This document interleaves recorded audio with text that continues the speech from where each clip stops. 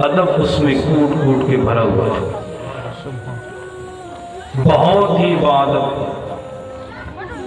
بہت ہی بادب۔ اللہ تعالیٰ اسے اسی ادب کے صلہ میں جنت نصیب فرمائے۔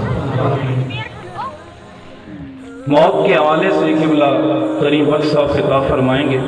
میں آپ کے سامنے جو چند منٹ گفتگو کرتا ہوں، یہ قیامت کا منظر ہے۔ آپ ذرا سارے اپنے تخیل میں، ہم سب نے وہاں پہ جانا ہے۔ میرے پاک نبی نے فرمایا قیامت کے دن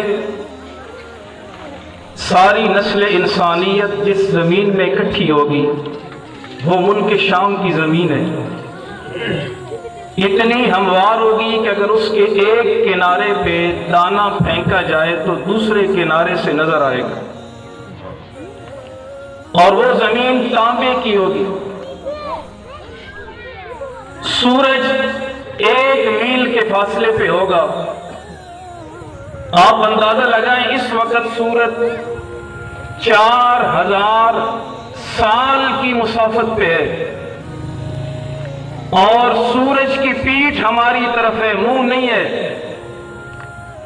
نیچے زمین بھی تانبے کی نہیں ہے، پھر بھی گرمی میں اتنی شدت ہے، سورج سامنے سر پہ ہو، نیچے زمین پہ پاؤں نہیں رکھا جا سکتا۔ اس وقت کیا کیفیت ہوگی جب سورج کا بھی منہ ہماری طرف ہوگا بھی 1 میل کے فاصلے پہ، زمین بھی تانبے کی طرح ہوگی۔ حضور نے فرمایا اس وقت بعض بندوں کو اتنا پسینہ آئے گا، نیچے 70 گز زمین میں پسینہ لوگوں کا دھنس جائے گا۔ جب زمین پسینہ پینا چھوڑ دے گی تو پسینہ اوپر آئے گا، کسی کے ٹخنوں تک پسینہ، کسی کے گھٹنوں تک پسینہ، کسی کی کمر تک پسینہ، کسی کے سینے تک، کسی کے گردن تک۔ حضور نے فرمایا اور کفار پسینے میں غوطے کھا رہے ہوں گے، اور اس وقت ہر ایک کو اللہ اپنے سامنے کھڑا کرے گا۔ حضور نے فرمایا اللہ اپنے سامنے کھڑا کرے گا، اور کیفیت یہ ہوگی اللہ جلال میں ہوگا، بندہ سامنے دیکھے گا اللہ کی ذات ہوگی، ادھر دیکھے گا جنت ہوگی، ادھر دیکھے گا جہنم ہوگی، اور جنت اتنی دلکش ہے، میرے نبی نے فرمایا اس کی ایک حور اگر اپنی ہتھیلی آسمان سے نیچے کرے نسل انسانیت خطرے میں پڑ جائے، اور جہنم اتنی خوفناک ہے اس کی ایک چنگاری زمین پہ آ جائے قیامت تک زمین پہ سبزہ نہ ہوگی۔ یہ کو تھوڑی اور کہا، اس کیفیت میں میرے نبی نے فرمایا سامنے اللہ کی ذات، ادھر جنت ادھر جہنم، ہر ایک کو کھڑا کر کے جو میرے نبی نے منظر پیش کیا وہ منظر یہ ہے۔ حضرت سیدنا عبداللہ بن مسعود اس کو روایت کرتے ہیں، جامع ترمذی کے اندر یہ حدیث موجود ہے۔ آپ فرماتے ہیں میرے پاک نبی نے فرمایا لا تزول قدم ابن آدم یوم القیامت من عند ربہ حتی یسأل عن خمس عن عمرہ فیما افناہ وعن شبابہ فیما ابلاہ ومالہ من این اکتسبہ وفیما انفقہ وماذا عمل فیما علم۔ اس وقت اللہ ہر ایک سے 5 سوال کرے گا، بتا تو نے زندگی کہاں گزاری ہے۔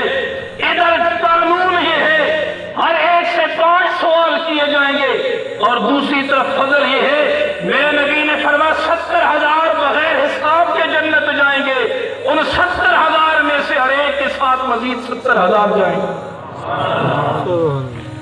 ایک طرف قانون یہ ہے 5 سوال کیے بغیر اللہ ہٹنے نہیں دے گا، اور دوسری طرف فضل یہ ہے 70,000 جائیں گے۔ وہ 70,000 کون ہوں گے؟ جو دنیا اللہ کی خاطر گزاریں گے۔ ان میں سے ایک کی مثال میں آپ کے سامنے رکھتا ہوں، حضرت سیدنا فضیل بن عیاض، سارے بولی رحمت اللہ تعالی، ایک دفعہ پھر بولیے اللہ ان کے صدقے سے ہم سب کو پاک کر دے۔ ان کی ابتدائی زندگی اس کیفیت میں گزری ہے کہ ڈاکو تھے بہت بڑے، ہر وقت گناہ ہی گناہ، جب اللہ نے ان کی تقدیر بدلی، اتنے کمال تک ان کو پہنچایا، مکہ کے اندر انہوں نے ایک سکونت اختیار کی۔ وقت کا بادشاہ ہے ہارون الرشید، وہ جب وہاں پہ گئے اپنے وزیر سے کہا مجھے کسی ولی سے ملائیے، اپنے دل کو ذرا سکون چاہتا ہوں، وہ ایک ولی کے پاس لے کے گئے۔ جب باہر سے اٹھے انہوں نے کہا دل کو سکون نہیں آیا، کسی اور کے پاس لے چلو۔ وہ ایک دوسرے کے پاس لے کے گئے، یہ پھر اٹھے کہتے ہیں سکون نہیں آیا، کسی اور کے پاس لے کے چلو۔ وزیر نے کہا حضور مشہور تو یہی دو بزرگ تھے جن کے پاس میں لے گیا ہوں، البتہ فضیل بن عیاض یہاں پہ ہے جو ابتدا میں ڈاکو تھے، اب ان کی زندگی بدلی ہے، کہو تو ان کے پاس لے چلتے ہیں۔ انہوں نے کہا اچھا لے چلو۔ جب فضیل بن عیاض پہ اللہ نے کرم کیا، اتنا کرم کیا کہ وقت کے اولیاء کا سردار بنا دیا تھا، اب جو ہی ہارون الرشید ان کے سامنے آیا، پہلے وقت کے دو بڑے ولیوں کے پاس اس کے دل کو سکون نہیں آیا، جو ہی اس نے فضیل نے ہاتھ چھوڑا، ہارون فضیل کے قدموں میں گرا، کہتا ہے اللہ کی قسم جو سکون پوری زندگی نہیں آیا وہ تیرے ہاتھ میں آ گیا۔ دید رکھتے ہیں، انتظار کرتے ہیں کاش ہماری ہارون سے ملاقات ہو جائے، وہ ہارون دھاڑے مار کے فضیل کے دروازے پہ کھڑا رہتا ہے۔ سبحان اللہ۔ یہ وہ لوگ ہوں گے جن پہ اللہ یہ کرم کرے گا، اور دوسرے جن کو 5 سوال دیے جائیں گے ان میں سے اللہ اکبر کبیرہ، اللہ اکبر کبیرہ۔ یہ وہ وقت ہے جہاں پہ بھاگنے کا کوئی راستہ نہیں ہوگا میرے اور آپ کے پاس، انکار کا کوئی راستہ نہیں ہوگا۔ حدیث میں آتا ہے اگر کوئی انکار کرے گا اللہ تعالیٰ 3 ذریعوں سے اسے منا لے گا، 3 گواہ اللہ تعالیٰ اس کے پاس لے آئے گا۔ پہلا گواہ قرآن کہتا ہے وَوُضِعَ الْكِتَابُ فَتَرَى الْمُجْرِمِينَ مُشْفِقِينَ مِمَّا فِيهِ وَيَقُولُونَ يَا وَيْلَتَنَا مَا لِهَذَا الْكِتَابِ لَا يُغَادِرُ صَغِيرَةً وَلَا كَبِيرَةً إِلَّا أَحْصَاهَا۔ پہلا گواہ یہ ہوگا اللہ تعالیٰ ہر ایک کا نام اعمال کھول کے رکھ دے گا۔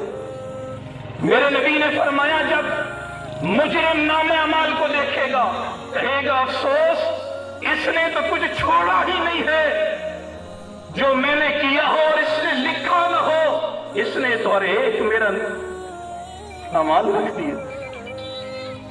ایک اللہ یہ لائے گا۔ دوسرے نمبر پہ حضور نے فرمایا یوم تشہد علیہم السنتہم وایدیہم وارجلہم بما کانوا یعملون۔ اس دن ہماری زبان بولے گی، ادھر اگر زبان سے اللہ اللہ کرتے رہے تو زبان کہے گی مولا میں گواہی دیتی ہوں یہ دنیا میں تیرا نام لیتا رہا، ادھر زبان سے گالیاں دیتے رہے، زبان کہے گی مولا میں گواہی دیتی ہوں اس نے دنیا گناہوں میں گزاری ہے، اللہ ہمیں ایسا بنائے ہماری زبان گواہی دے مولا میں گواہی دیتی ہوں اس کی زندگی تیرے نام پہ گزری۔ ہمارے ہاتھ گواہی دیں گے، ہمارے پاؤں گواہی دیں گے۔ ایک اور جگہ پہ اللہ نے فرمایا ان السمع والبصر والفؤاد کل اولئک کان عنہ مسئولا۔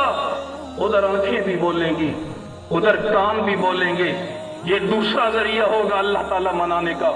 اور تیسرے نمبر پہ اللہ تعالیٰ زمین کو حکم دے گا، زمین بولے گی، قرآن کہتا ہے یومئذ تحدث اخبارہا، زمین ہر چیز کھول کے رکھ دے گی، مولا میں گواہی دیتی ہوں اس نے یہ کیا۔ 3 ذریعوں سے اللہ منائے گا۔ وہ 5 سوال کی بغیر اللہ ہٹنے نہیں دے گا۔ پہلا کیا ہے ان عمرہ فیما افناہ، بتا اپنی عمر کہاں گزاری۔ دوسرا ہوگا ان شبابی فیما ابلاہ، بتا نوجوانی کہاں گزاری۔ تیسرا ہوگا ومالہ من این اکتسبہ، بتا تو نے مال کہاں سے کمایا ہے۔ چوتھا ہوگا وفیما انفقہ، بتا اسے خرچ کہاں کیا ہے۔ پانچواں ہوگا وماذا عمل فیما علم، بتا جو تو نے علم سیکھا تھا اس پہ عمل کیا یا نہیں۔ یہ 5 چیزیں اللہ مجھے اور آپ کو ان کی فکر نصیب فرمائے۔ ہم سب کو اللہ تعالیٰ اپنی آخرت سنوارنے کی فکر نصیب کرے۔ بھائی محسن کو اللہ تعالیٰ جنت میں اعلیٰ مقام نصیب کرے، ان کے والدین کو اللہ تعالیٰ صبر جمیل نصیب فرمائے۔ وآخر دعوانا الحمدللہ۔